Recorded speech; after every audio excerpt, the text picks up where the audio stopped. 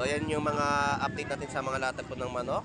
At dito yung mga presyon din ng mga gulay na may 20 pesos, 50 pesos sa kanilang mga kada balot. Pero G, salamat! Presyo ng mga cauliflower ay 70 pesos. 200 pesos sa mga broccoli. Yan po ay masarap lagyan ng baka, no? Beef broccoli. Ayan yung mga prutas natin sa mga presyuhan sa latag. So sa mga mahilig maggulay ay dito po ay makakabili kayo sa pwesto sa bandang gitna ng mga latag nila na masarap na gulay.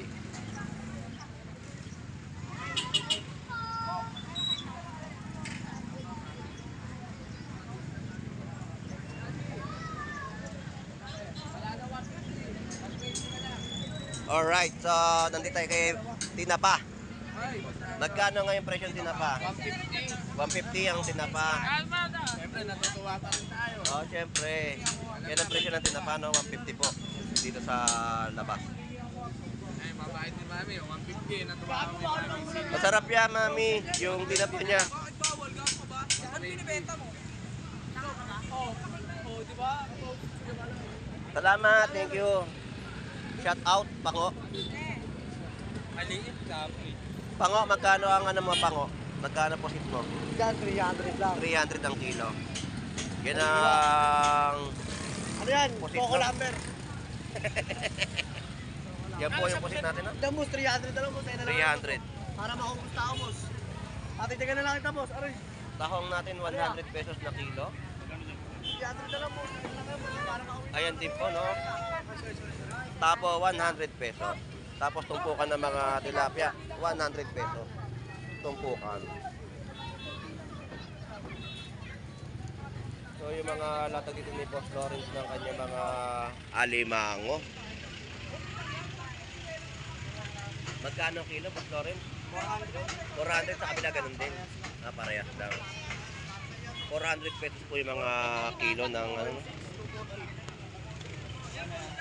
Alimasag na magkano? 200. Ayan ay 200 pesos daw po yung alimasag.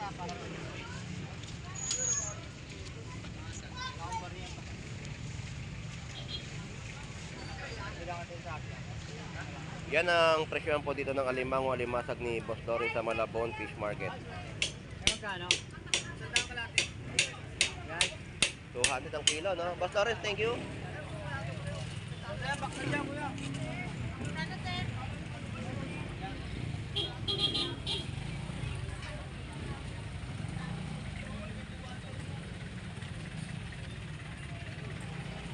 Ano mo nga kung 100 lang?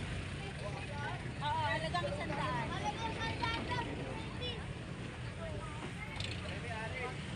So, pusit po na. Good morning. Napakaganda. Sariwa-sariwa. Kakahuli lang.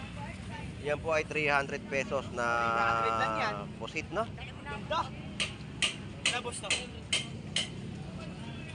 Mahal ng hipon ngayon. Wala, lumiliig ang ipon ngayon. Taas, no? 450. Ilan, Mami? Pang relleno, pwede yan, Mami. Yan po ay 300 pesos sa mga pusit na latag po rito. Balik na lang ako.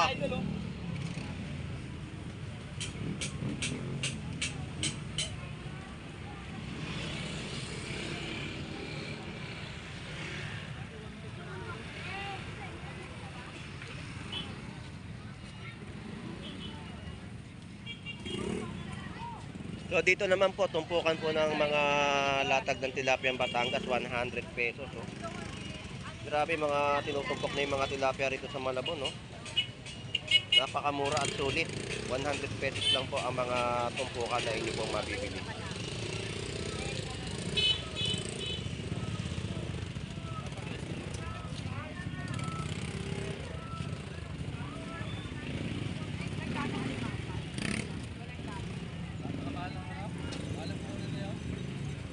So, tilapia Batangas pa rin po yung latagan dito. So ayan po yung mga kababayan po natin, no, na dinagsa yung mga tilapia po rito.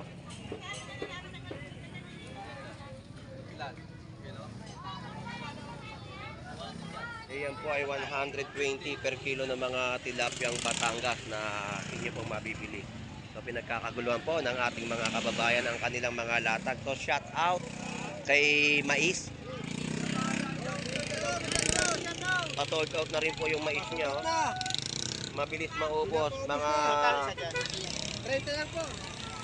mais na puti, no? Price na po tayo, Fernando, sa dilaw. Ah, may dilaw pa rin.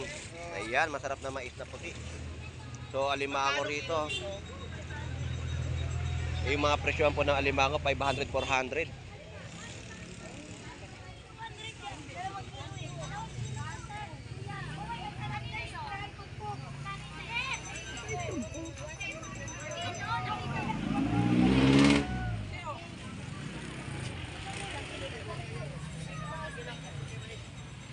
Malalaking alimango, no? At may mga alimasag rin po dito.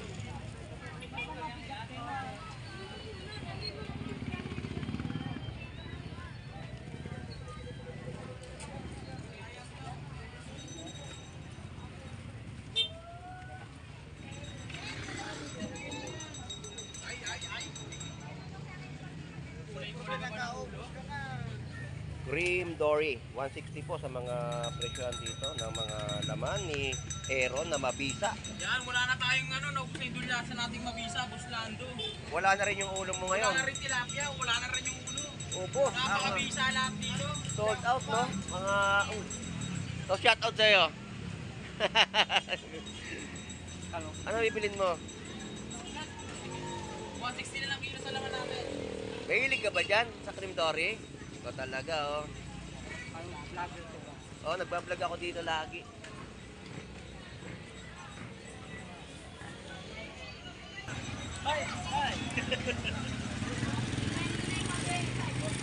Good morning. Mahataw kayong dalawa, ha? Napanood ko yun, ha? Oo, nagti-tiktok kayo, ha? Sold out! Boss Lando, sold out kami ngayon. Boss Lando, paldo. Halos lahat din, halos lahat ng mga paninda.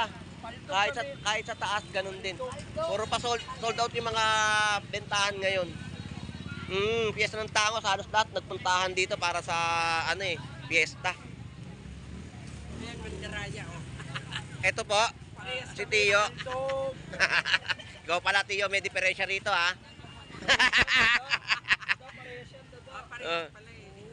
Si Tio ng Malabon Fish Market. Ha? Oh, malamang. Di ka ba dadayo sa piyesta sa Tangos?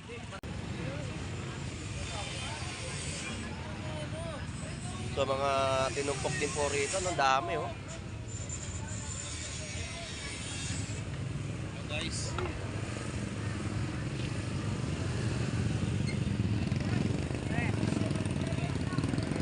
Oo.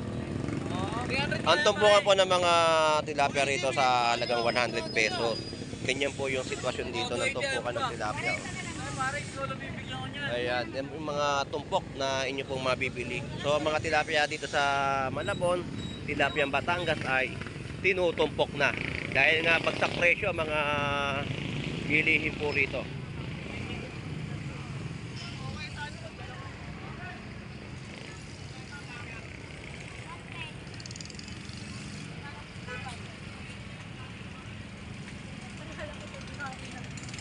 Alright, dito tayo kay Paring Agustin. So shout out sa'yo, Paring Agustin. Ngayon mag-shout out ka.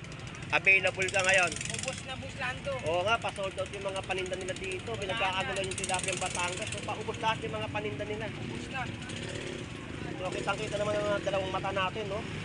Talagang pag-iikot natin yung mga paninda nila ay paubos na. Wala na, sold out na. Oo. Isang paninda lang. Kaya diyan ka na ngayon. Butoy, wala na rin. Oo, ubos din yung hipon, no? Medyo mataas na ang hipon, 450 pero mabili. Oo. Alright, so maraming salamat po sa ating lahat sa inyong pagsubaybay sa pagbablog ko ni Boss Lando Explorer. ganito po yung kaganapan ng bentahan po ng kanilang mga panindang isda, no? Pa-sold out. Halos lahat dito ay tinangkilik yung mga latag ng seafood na nabibili dahil nga sa bagsak presyo ang kanilang mga latag. So hanggang dito na lang po muli si Orlando Explorer.